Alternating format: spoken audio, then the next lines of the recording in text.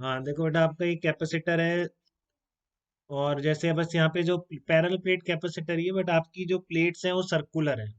ठीक है ना? तो एक प्लेट ऊपर लग रही है सर्कुलर, एक प्लेट नीचे लग रही है, और ये डॉटेड वाला जो इस तरह से दिखा रखा है, एक डाइलेक्ट्रिक प्लेट है जो उसको कंप्लीटली फिल कर सकती है। ठीक है ना?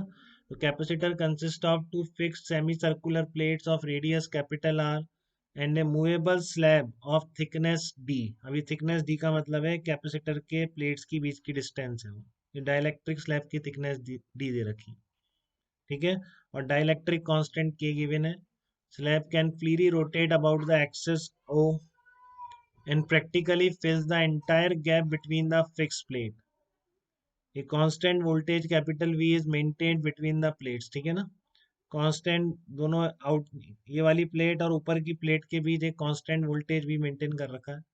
If the torque acting on the dielectric slab when the slab is displaced to angle theta, तो अगर आपने थीटा से इसको डिस्प्लेस कर रखा है तो इस इंस्टेंट पर जो फोर्स लग रहा है इस पर, वही डाइलेक्ट्रिक के इलेक्ट्रिक फील्ड की वजह से कैपेसिटर के, वो इस तरीके से कुछ आ रहा है, आर वी डाइलेक्ट्रिक कांस्टेंट और बीच की डिस्टेंस दोनों प्लेट्स के डी की टर्म में कुछ इस तरह से आ रहा है। ठीक है? तो आपको इसमें वैल्यू ऑफ एन निकालनी है कि एन की वैल्यू क्या होगी। ठीक है? तो सेम प्रोसीजर है एकदम वैसा की वैसा, कि कोई एक्सटर्नल टॉर्क से हम इसको रोक रहे हैं जिससे कि ये स्लोली मूव कर रहा है इस थीटा एंगल से। ठीक है?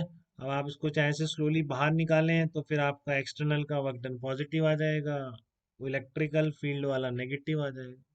या फिर आप इसको स्लोली इंसर्ट कर रहे हैं, दोनों तरह से कर सकते हैं, प्लस माइनस का ही फर्क पड़ेगा। देखिए मैंने क्या करा, इस पर थीटा इंस्टेंट पर, ये थीटा एंगल है मान लो किसी स्टेज पर। Good good. ठीक है ना? ये थीटा एंगल पर, इसका एंगल थीटा है किसी इंस्टेंट पे, तो work done by external, work done by external plus work done by battery equals to delta U plus delta H लगाएंगे। वो स्लोली है तो डेल्टा के जीरो है, और बैटरी लगी हुई है, ध्यान रखें इसमें बैटरी लगी हुई है। तो आप क्या लिखना चाहेंगे? किसी डी थीटा डिस्प्लेसमेंट के लिए लिख रहा हूँ। किसी डी थीटा डिस्प्लेसमेंट में एक्सटर्नल का वर्क डन कितना हो गया, टाउ एक्सटर्नल डी थीटा, क्योंकि अब बाहर निकाल रहे हैं इसका, तो बाहर निकाल रहे हैं इसको स्लोली। ठीक है ना?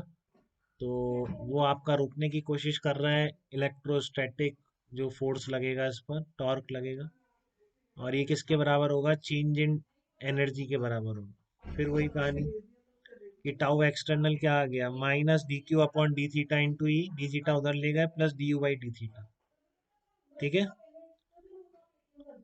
वो हाफ सी स्क्वायर।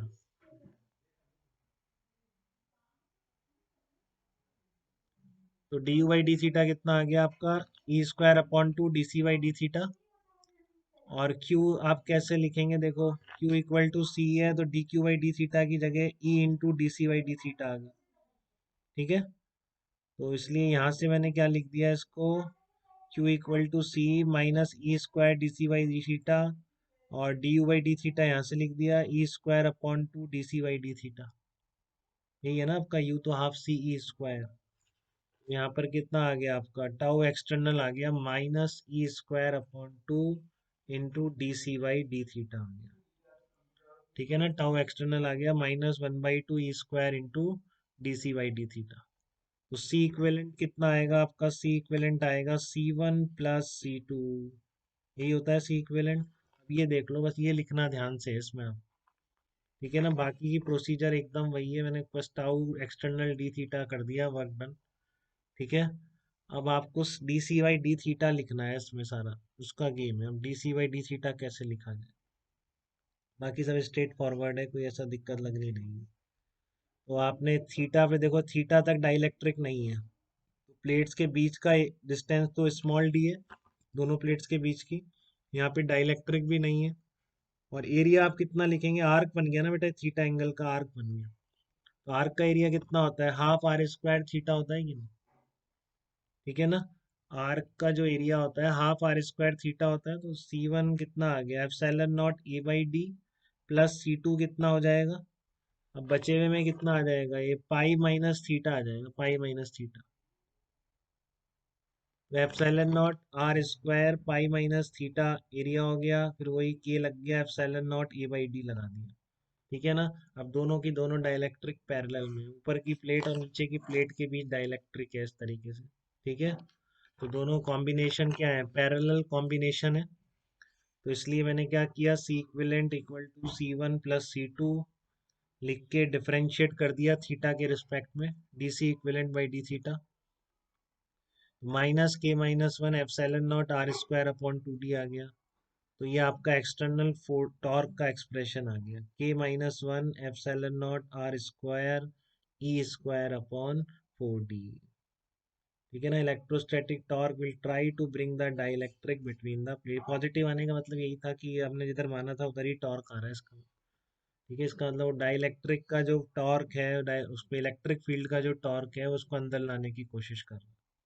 देखो बेटा, किसी स्टेप पे डाउट तो नहीं है किसी भी बच्चे को? C1 प्लस C2 एक बार और देख लीजिए आप। C1 प्लस C2 ये है कि आपकी इस तरह की प्लेट है। ठीक है। और यहाँ पे कोई थीटा एंगल पर इसमें तो डाइलेक्ट्रिक भरा हुआ है, इसकी प्लेट के ऊपर ऐसी की ऐसी प्लेट है और इतने एरिया में डाइलेक्ट्रिक भर रखा है, इतने में नहीं है। ठीक है। तो ये parallel plate combination, parallel capacitor combination नहीं हो गया क्या बेटा C1 और C2 का? ये बताइए मुझे, ये समझ में आ रहा है आपको पहले पैरेलल कॉम्बिनेशन? क्योंकि इसके ऊपर ऐसी की ऐसी प्लेट रखी हुई। हाँ बस, क्योंकि यहाँ तक ही बचा ना डाइलेक्ट्रिक, बाकी बाहर निकल गया ना डाइलेक्ट्रिक, को दिखाने के मतलब नहीं। जो सेमी सर्कुलर था वो भी प्लेट भी, तो ये जो बाहर निकलने वाला पोर्शन है इसको दिखाने का मतलब नहीं ना। इसमें थोड़ी नहीं है कुछ, इसके ये कोई कैपेसिटर थोड़ी नहीं बना रहा है, इसके ऊपर नीचे प्लेट नहीं है। ठीक है। प्लेट ऊपर नीचे केवल इतने पार्ट के है, और इतने पार्ट में, इतने पार्ट में वैक्यूम है, कोई डाइलेक्ट्रिक नहीं है, इसमें डाइलेक्ट्रिक। कोई पूछ रहा है बेटा कुछ? क्लियर है यहाँ तक?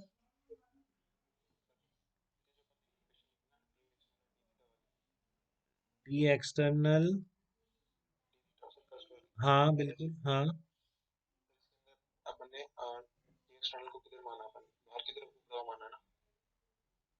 टाउ एक्सटर्नल को, हाँ इसको बाहर की तरफ घुमा रहे हैं, इस ये हिंज है यहाँ पर, इसके अबाउट घूम रहा है तो बाहर निकाल रहे हैं उसको, तो एक्सटर्नल फोर्स उसी डायरेक्शन में माना है जिस डायरेक्शन में थीटा घूम रहा है, एक्सटर्नल टॉर्क। हाँ एंटी क्लॉकवाइज को, बेसिकली एंटी क्लॉकवाइज माना है टाउ एक्सटर्नल। ठीक है। तो इसलिए डी थीटा का इंक्रीमेंट है तो टॉर्क का वर्क डन हो जाएगा टाउ एक्सटर्नल डी। तो ये डी थीटा इंटरवल के लिए लिखी है मैंने ना। तो C1 कितना आएगा आपका? हाँ कुछ कह रहे हैं इशिता, बताइए। अच्छा, C1 कितना आ जाएगा, एप्सिलॉन नॉट, एरिया कितना होगा इसका? एरिया बताओ मेरे को, ये एरिया लिखना था मुझे, इसमें डाउट लग रहा है कि आपको आर्क का एरिया, इशिता लिख पा रहे हैं आर्क का area? Half R square theta, यही होता है सर्कल में। पूरे सर्कल का एरिया पाई आर स्क्वायर है, तो अगर थीटा एंगल वाला पार्ट लेंगे तो ये एरिया है ना, हाफ आर स्क्वायर थीटा होता है, डिवाइडेड बाय बीच की डिस्टेंस। और C2 अगर आप लिख रहे हैं इस पार्ट का, तो 1/2 r स्क्वायर। अब ये एरिया कितना होगा, ये पाई माइनस थीटा एंगल रह जाएगा अपॉन डी, ऐसे लिखा। और पैरेलल कॉम्बिनेशन में है तो मैंने C1 प्लस C2 कर दिया। बताइए बेटा, क्लियर है अब आपको?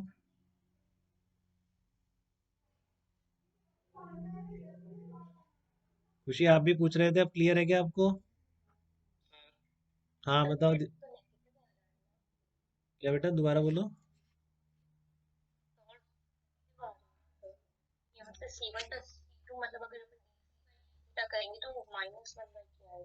हाँ तो यहाँ, यहाँ भी ऑलरेडी माइनस है ना बेटा, ये माइनस है ना,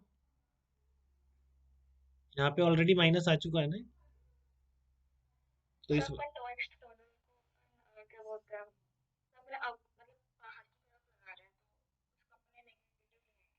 नहीं पॉजिटिव लिया है ना, यहाँ देखो ना आप इक्वेशन, ये थीटा है, मैंने इधर डी थीटा का इंक्रीमेंट की साइड ही माना है ना टर्म,